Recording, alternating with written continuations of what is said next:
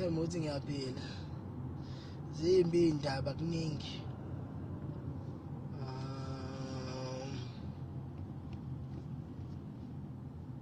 Ngiyangigundanga ngaze ngamubi. Kuningi okwenzakala njengamanje. Nokunye kwakho ngingasho ngithi ne-bad publicity, yabo. But then-ke phela ke ayikho into esingayenza-ke ngoba phela izinto ezizohlala vele zihlasela lezo. Nako kungihlaselayo okunye kwakho which lento le ihambisana with serious allegations, and angazi ukuthi le ndaba iphume kanjani izifike kunina. Yeah, so nje kuningi okwenzakalayo. So ngiyenzela ukuthi I'll make a video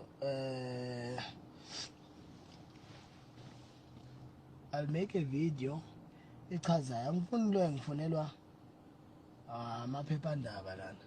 Phela bengibuza lento ngoba lento lena ngivulile icala ngayo iphethwe abameli.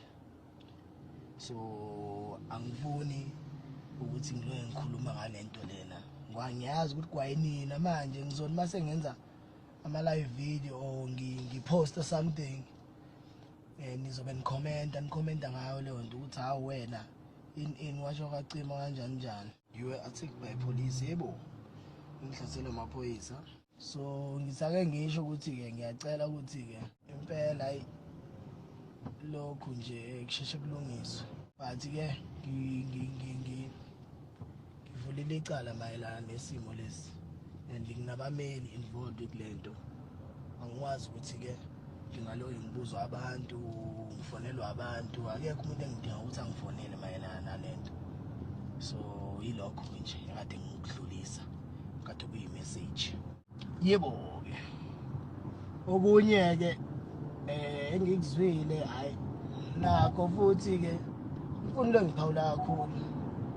Kunezinto ezibonayo ukuthi lezi ngeke uziphawule, kunezinto ezibonayo ukuthi lezi ungayiphawula. Ningi ngiyabona manje ukuthi hayi umuntu ubhekene nezimo ezithize. Ngumpumela Mseleko ke lo Bethunani ephawula kudaba lwakhe aye wenza i-live ke emveni koba naye ebone i-article kwiSolezwe wothuka ke uba iphume njani yavakala ebantwini. Ngoku uyafonelwa ke zintatheli zifuna uba aphawule ngalomba. Uyachaza ke uMpumelelo uba akakwazi ube ethetha kakhulu ngoba lomba uphethwe ngamagqwetha, uthi ke ulivulile icala. Ivideo ke sendiyenzile Bethunani ndibalisa uba kuthiwa kwenzeke ntoni. Ibali lithi kufike abamapolisa akhaba ke namacango angena kwaMpumelelo asetsha caba ke ekhangela iziyobisi. Kukho nento zoba uMpumelelo ukhona kwizinto ze-money laundering, unemipu engekho semthethweni.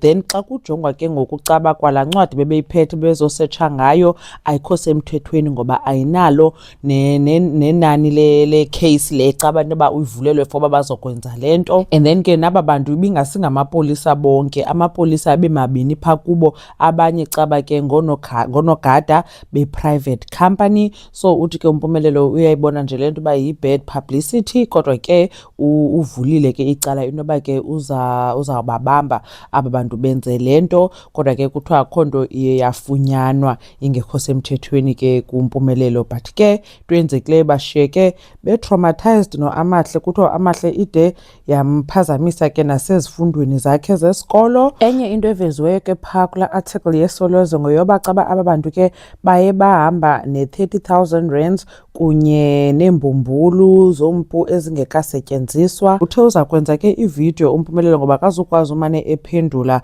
abantu abamane bezama unxulumalana naye. Silindile ke loo video sawubona xa eyenzile, kodwa ke okwangoku yile live into ayenzileyo ethetha ke ngalento. Khanike nitsho ke nake Bethunani banecinga ntoni ngayo yonke lento. uMamgobhozi uyabulela kakhulu ngokuthi nibukele le video. Ndanibona kwivideo elandelayo. Bye.